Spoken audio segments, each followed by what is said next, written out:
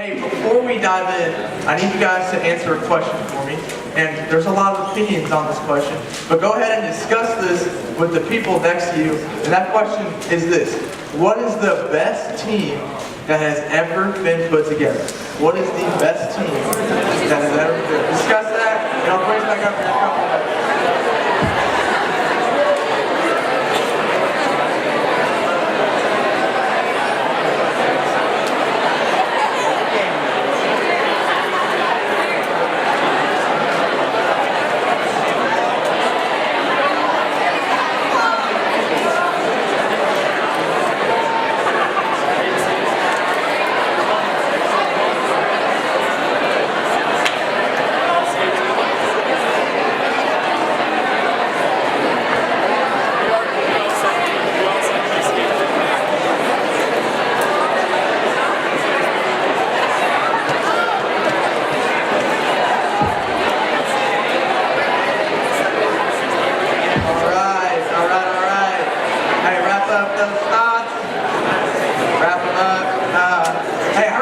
I heard the 96 Bulls. I heard someone's intramural team, probably, maybe true.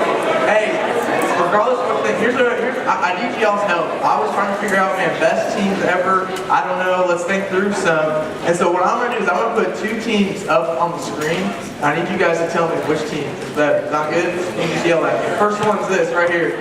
The Justice League.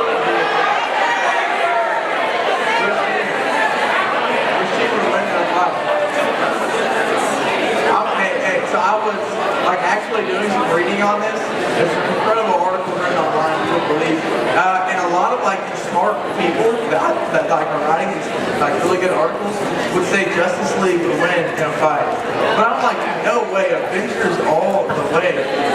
Batman doesn't have powers. What is this? Hey, what about this one? What about this one? Who's the better team? Right? From the Saints.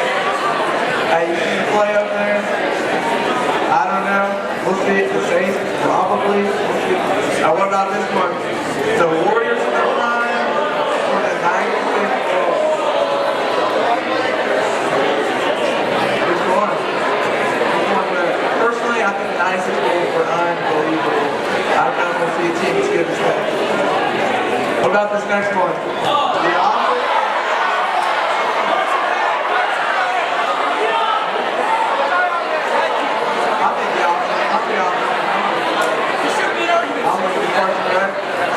And this one might be a little bit of a throwback. Jonas Brothers and what?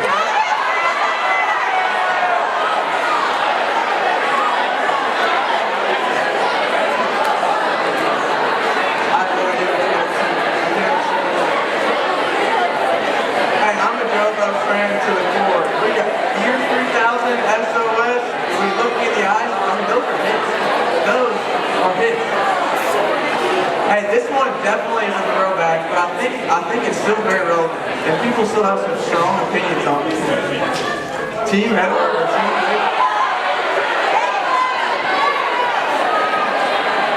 Team Edward or Team Big? I don't know. Hey, so it's funny. I've never seen the movie Twilight. Really, I've never thought about watching the movie Twilight. But hey, my first name's Jacob, and I'm guessing the movie Shark Boy and Lava Girl. I'm Team Jacob all the way. Team Jacob. Hey, cats are off. Last one. Hey, there's some opinions up there. I know. Big game on Monday. Big game on Monday. Hey, we gotta get past this weekend first though. Oklahoma State. We'll see. Hey, regardless of your opinion on all of these things, tonight I'm excited about the opportunity that you guys have in college, and that's to build your team. That's to build your team. And I'm not talking about all these crazy teams, these crazy basketball teams. I'm not talking about your incredible intramural team. I'm talking about your team. I'm talking about the people that are closest to you. I'm talking about the people that you run with, the people that are in your inner circle, the people that you do life with. That's your team. And that's what we're going to talk about tonight, is what it looks like to build your team, and even build your team in a way that'll help you grow in your faith. And if I were to put a word to this idea of having others around you help you grow in your faith, the word I would put is this: fellowship. Fellowship. And maybe some of y'all heard this word before, maybe it's new to you guys. Basically, fellowship is a spiritual word for this definition. Is intentionally surrounding yourself with others who can help you build your faith. Intentionally surrounding yourself with others who can help you build your faith. And as we do take steps to grow in our faith, who we do life with and who is on our team has some incredible implications for the type of person we'll be later in our life. Who is on your team is the people that influence you. And who you let on your team now will determine what kind of man or woman you are when you graduate. I was hanging out actually with some of my roommates the other day, and we're just talking, we're like reflecting back on college. And I'm fresh out, I graduated a year ago, and so I'm just like reflecting back on this time, and we kind of came up with a statement that we think like summarized college really well. And as I've like thought through this statement, it's been really revolutionary for me. It makes sense, it's helping understand my years in college. For you guys, it's going to help you guys understand what exactly goes on. And so it's really revolutionary. Make sure you have your pens, write this down. It's this: college is crazy. College is crazy. You don't have to write it down, I'm just kidding. But college is crazy. What you guys do is unbelievable. You're learning, you're going to class, you're walking through blizzards to get to class. It's unreal. I mean, the social aspect, fellas are talking to girls sometimes for the first time. Ladies, you're realizing that fellas have no idea what they're doing. College is crazy. But when I think about college, the craziest thing to me is this: is that college is some of the most developmental years of your life. Where you guys are at right now, ages 18 to 22, is some of the most developmental years of your life. Now, I know you have your early childhood, and obviously you develop in that, but you guys right now in this room will never have another time or period in your life where you'll develop more like you are right now in these 4 years. College is an incredibly developmental time.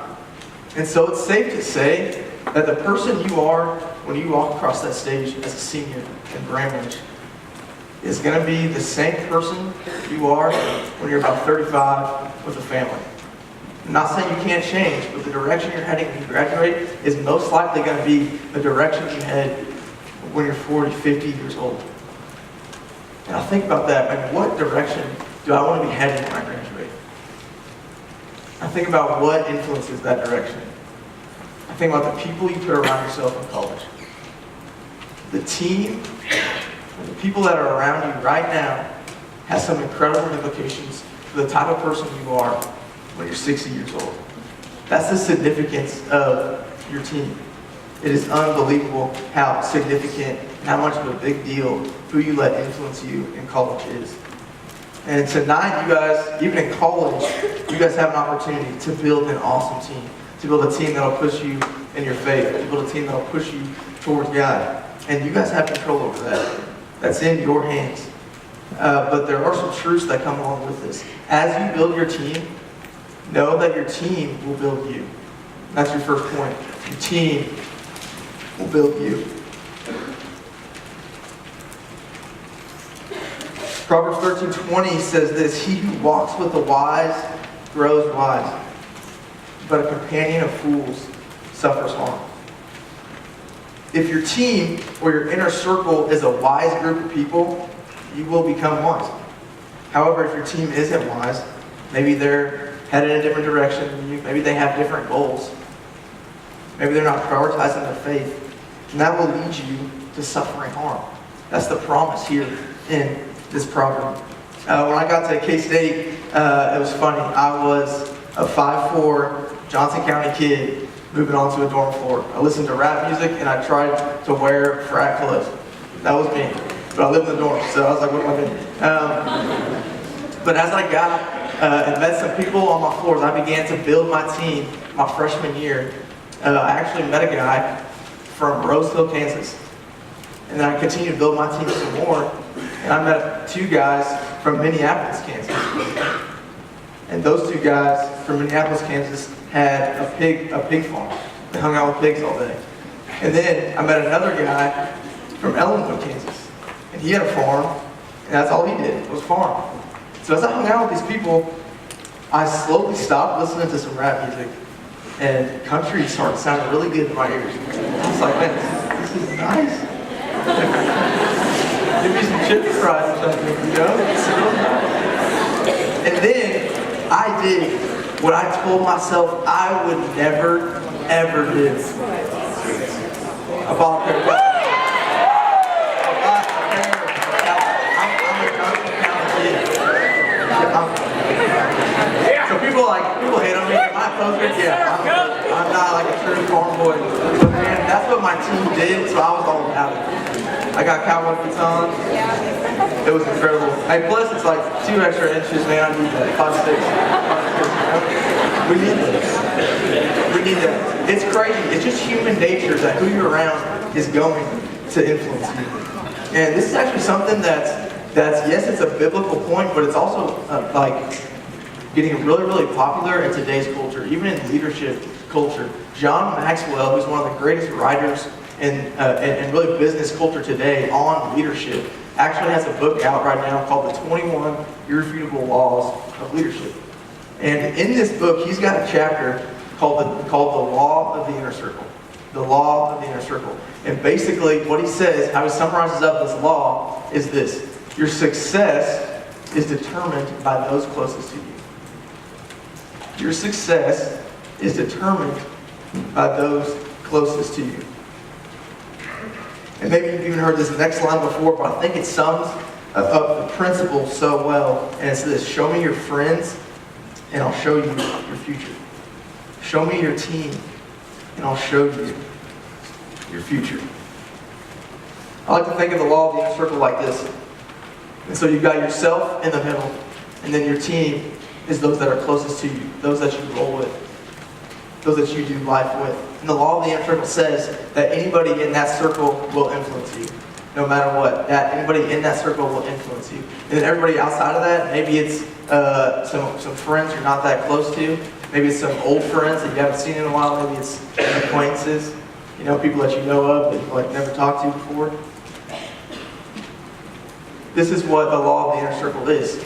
And your team, those that are in there, will influence you. And I'll come back to this picture in a second. But the question I have for you guys is this, and I want you to think about this for a second to yourself. Do I have people on my team that will build me and challenge me in my faith? Do I have people on my team that will build me and challenge me in my faith? So maybe some of y'all are thinking, man, what does a good teammate look like? How do I know if someone will build me and challenge me in my faith? I want to give you guys some things to look for in a good teammate. First, they push you to walk with God. A good teammate will push you to go deeper in your walk with God. Secondly, they're authentic. They're authentic. They're real. They're transparent. They're honest with you. There's no fakeness. When you guys are together, you're real with each other. They're other-centered. It's not all about me, but it's how can I help others. A good teammate is others-centered. They tell you what you need to hear. They tell you what you need to hear. They're straight up with you because they care about your success more than maybe potentially hurting your feelings. They tell you what you need to hear. And then lastly, they raise your bar. A good teammate will raise your bar. They'll call you to a higher standard. They'll call you to a higher standard.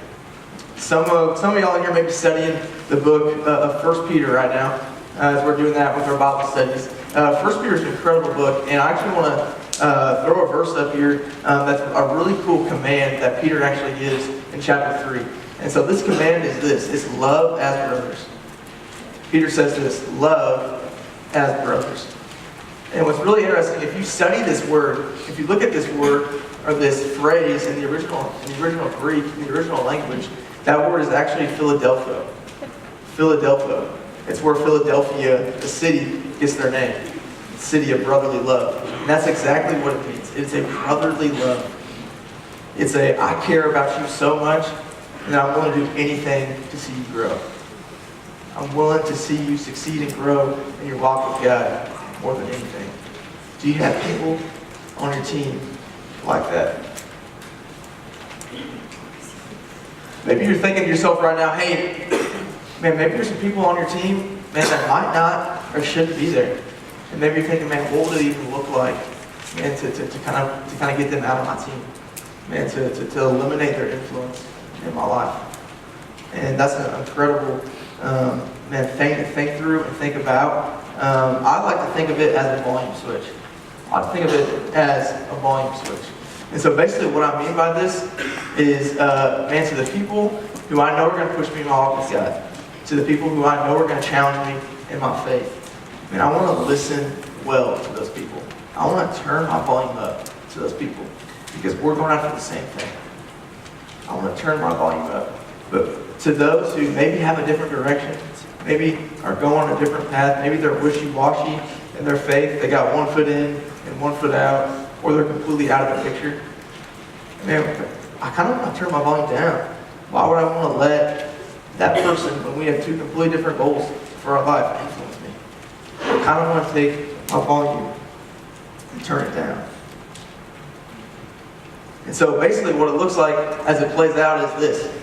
Your team, who is on your team, will have an incredible impact and influence on you. You want to turn the volume up. And then everybody outside of that, think about maybe potentially turning the volume down. There's really not a big need for their influence. Even think through this as you guys are making big decisions.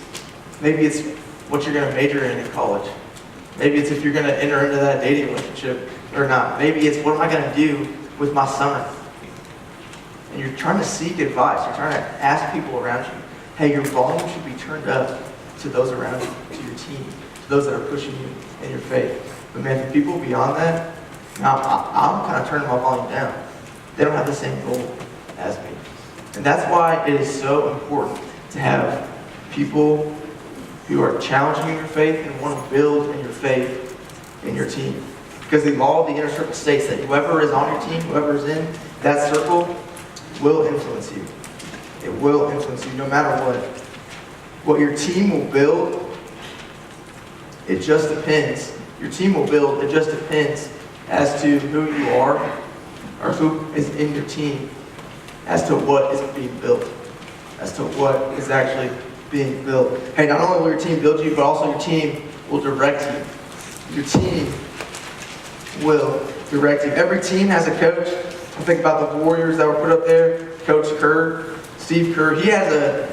Every team has a coach, and every coach has a direction, a vision, a road that they're wanting to get to. For the Warriors, maybe it's winning as many NBA finals as possible and becoming the best NBA team to ever exist. Every team needs a coach, and a coach with a direction. I think the same thing can be true with faith. Man, we need a coach with a direction. Hebrews 13:7 says this, remember your leaders who spoke the word of God to you. Consider the outcome of their way of life and imitate their faith. Imitate their faith. Imitate your leaders. Find a coach. Maybe it's someone who brought you here tonight. Maybe it's someone who's a little bit older in your faith, been growing in their walk with God a little bit. Maybe lives close to you. Someone that can take you in a direction that will build your faith. Now, I would encourage you to find someone around you like that. Someone you can learn from. Someone you can understand. And even imitate their life. Hey, actually, and here in a second, I want to welcome up a friend who has done an incredible job at just building a team. He's done an incredible job of building a team around him that will influence him, and even putting a coach in his life that will influence him to become an incredible man of God. And I want you guys to hear his story, because it really is a cool story. So we all go ahead and make some noise. I'm actually going to welcome up Brock Edwards as he comes up to the stage.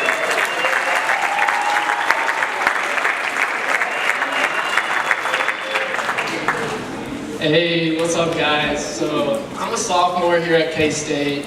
I'm studying anthropology and I absolutely love it. I just absolutely love it. So I just want to share a few stories about what this idea of fellowship has looked like in my life that Sims is talking about. So 2 years ago, I was a senior in high school and I thought I was on top of the world. My brother invites me onto a spring break trip with a bunch of college kids. And I was a senior in high school, man. I was like, bet, let's go. Like, I'm about to go spend spring break with some college dudes. It's gonna be crazy. Man, so I get there and they just act like we've been friends for years. It was amazing. It was so cool. I quickly found out, man, that these guys were not your typical college guys. These guys took their faith seriously. And honestly, up until that point in my life, I had never seen a group of guys take something like this so seriously. Man, I can remember one day we were on the mountain in Colorado, and one of the guys came up to me and he looked at me and he said, man, how was your time in the Word this morning? I kind of looked at him and I kind of just laughed at him. It's like, wait, you actually read this every day? And that's exactly what they did. And they loved it. And they encouraged each other to do it. Now, I wasn't following Christ at this point in my life, but I knew that they had something that I wanted. Man, and I later found out that this was a relationship with Jesus and men around me to push me to pursue him. And it's crazy how I wasn't following God, but man, he still used these men around me to direct me. Before this trip, I hadn't even applied to go to college yet. And K-State was not even on my list of schools to go to, but after leaving, there was no doubt in my mind because of these men around me that I was going to K-State because I wanted what they had. And what's crazy is, man, they're still my friends. What's even crazier is they're all in this room. Man, so I roll up to K-State. I'm a freshman. I'm trying to figure out this whole college thing. I had met my roommate through some mutual friends, and I knew he was older, and I knew kind of what he was about. So I'm like, bet, let's get it. Like, he can show me the ropes. Like, I'm excited for this, but I didn't know what I was signing myself up for. I can remember Jude asking me to help him memorize scripture, memorize verses in the Bible. I can remember getting out of class and walking into the room, and Jude was face down with his eyes closed. He looked like he was sleeping, sitting up. Nah, he was praying. It was kind of weird, but I can remember Jude sharing his faith with guys on the floor. And what's crazy is seeing someone so committed to Jesus made me want to be just that much more committed to Jesus.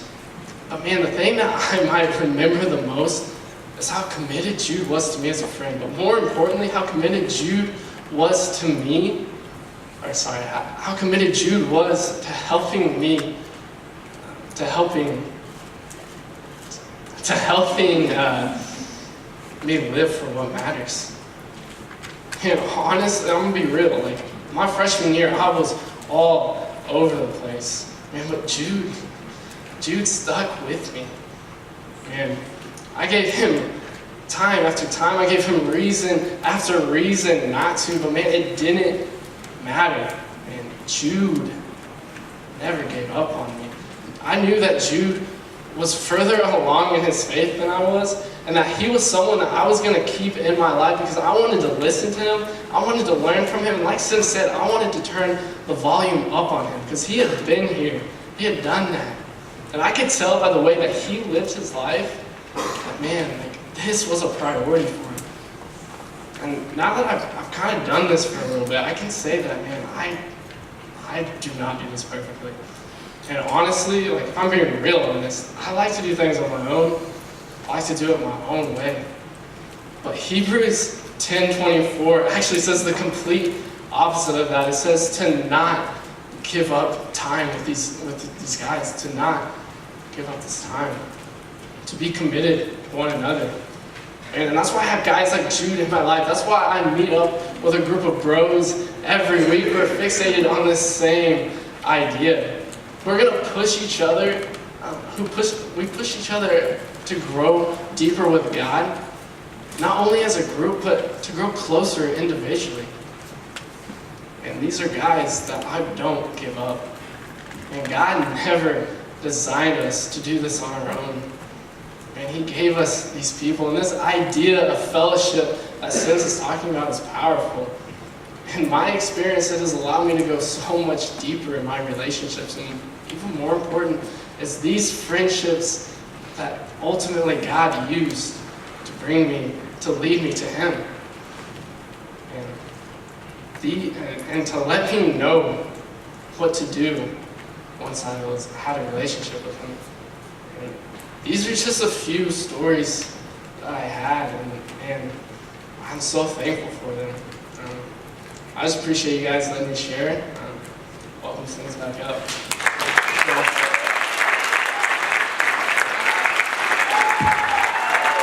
That's awesome, Brian. Appreciate you sharing that, man.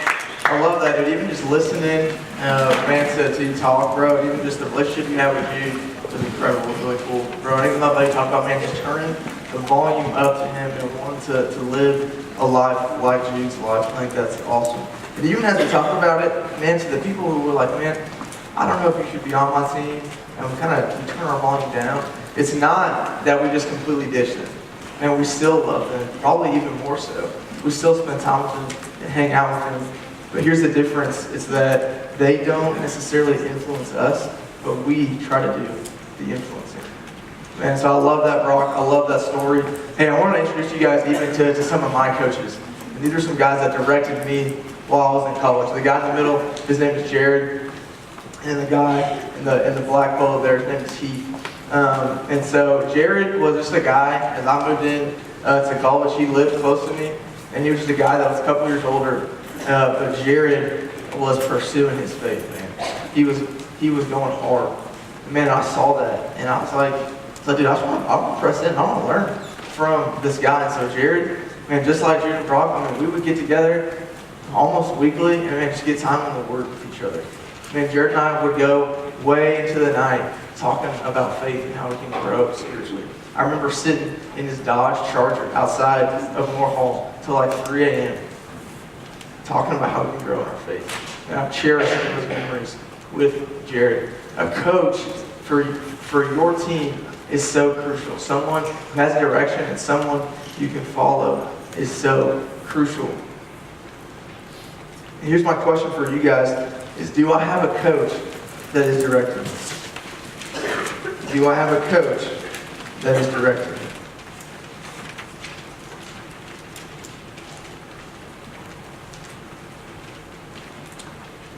And not only does your team direct you, your team also will sustain you. Your team builds you, your team directs you, and your team sustains you. Your team will sustain you. Ecclesiastes 4:9 says this, 2 are better than 1 because they have a good return for their work. If one falls down, his friend can help him. But pity the man who falls and has no one to help him up. 2 are better than 1. One of the misconceptions that I've seen a lot of people fall for in their faith in college is just kind of the idea that I can do it alone. You know, I don't need a team. I don't need others helping me out in this. I can do this alone. And guys, we can try to trick ourselves as much as we want, but man, we just can't think that way. We just can't think that way. Biblically, even with experience, it is tough to do this alone. It is tough to pursue God with nobody helping you. I would argue almost impossible. We need a team. We cannot Lone Ranger this thing. When I was in high school, I was a wrestler, so this is my wrestling room in high school. Any wrestlers out here? A couple, I like it. If I could describe high school wrestling in one word, it would be this: stinking hard, with a hyphen. Every week I would cut about 10 pounds. And so kind of how it would look is Monday through Friday, I'm cutting weight. I'm eating healthy, I'm going hard in practice, and then Saturday I weigh in, wrestle the tournament, and then on Sunday I would have a few meals, I would drink a lot of water, and then Monday it was back to cutting 10 pounds again. That was my high school wrestling. It wasn't a ton of weight to cut, but it was tough. It was hard. Do you think I like practicing? Do you think I liked to go to practice? Do you think I sat in class and just daydreamed about sweating off 4 pounds in this room? Heck no, I didn't. I did not. I mean, some days practice was good, but man, practice was tough. It was incredibly hard. A lot of times I did not want to do it, but I had a team that was committed to me. I had a coach that was committed to me.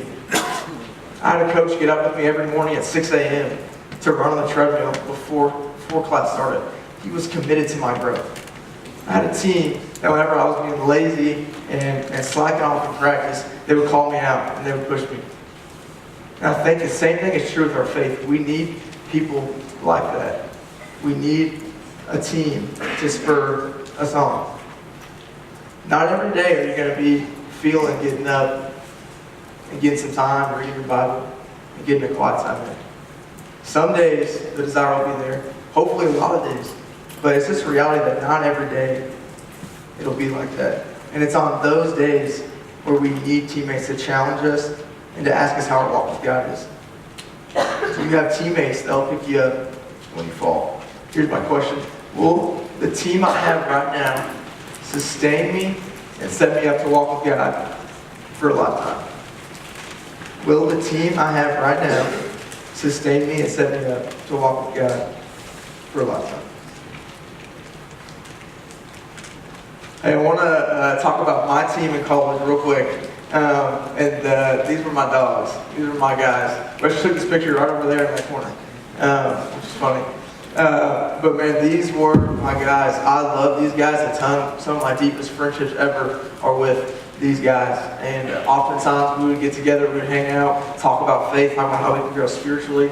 We would go on road trips together. We would pray with each other. These were my guys. I love my team. Jordan Johnson, here on the right. Jordan Johnson was a guy from Olathe, Kansas, lifted haymaker ball his freshman year. Jordan Johnson had a heart for God's word. He loved God's word. He loved obeying it. Man, I was like, Jordan, I need some of that. Be on my team, bro. I need to love God's word more. T.Y. Edelman, country boy from Sabetha, Kansas. Man, T.Y. had a heart for others more than I've ever seen any other guy have. T.Y. loved to serve others.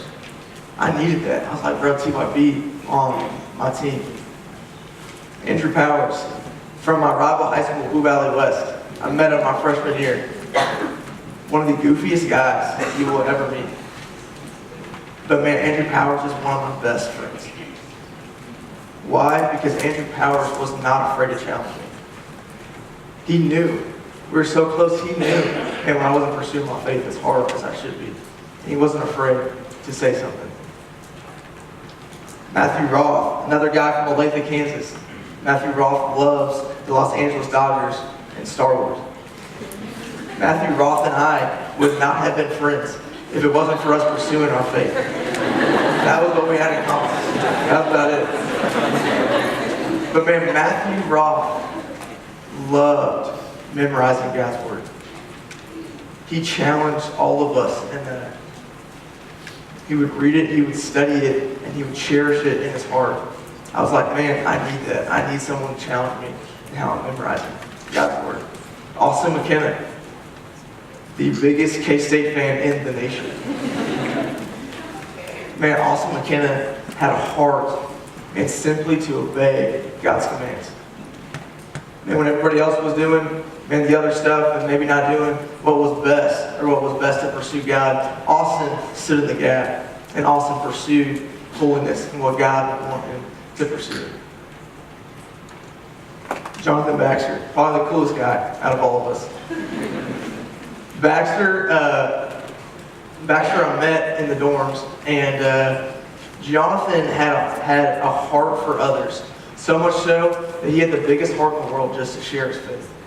He wanted everybody he walked by to know Jesus just as much as he did.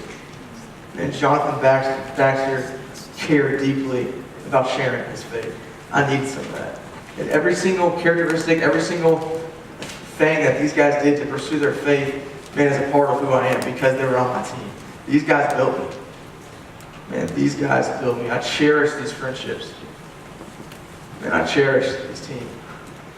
And even as you guys have the opportunity in college to build your team, I want to give you all some practicals as to think through, how should I go about this? Man, what should I do to build my team?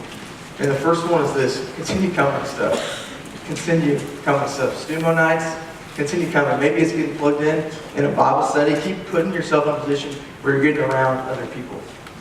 And God will make known to you who should be on your team. Maybe it's even you thinking through, my summer, or your summer. Man, here's a secret.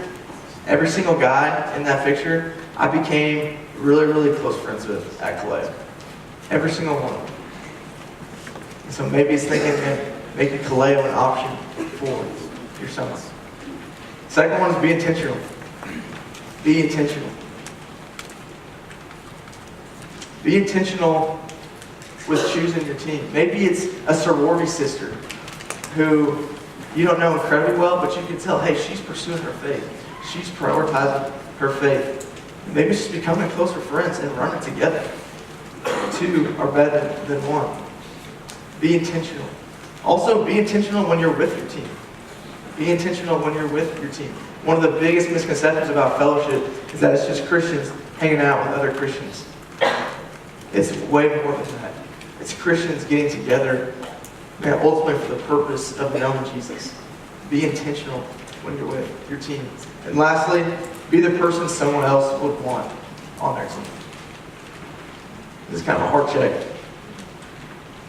Am I the person that somebody else would say, I want you on my team? I need some of you in my life. Be the person someone else would want on their team. So tonight, even just within college, you guys have an incredible opportunity. The person you are when you graduate really does have an impact on the person you are when you're 40 and leading a family. So my encouragement for y'all is just to build wisely. Build wisely as you're in college. Let me pray for y'all real quick. Father God, thank you, Lord. God, just for friends. God, thank you, Lord, for relationships. God, for putting people in our lives, God, that really do spur us on towards a team. And Father, I even pray, Lord, that you would just be wise. God, that you would give us discernment. God, that you would show us who should be on our team, who we should be allowing to influence our life. God, because we know the seriousness of it, Father.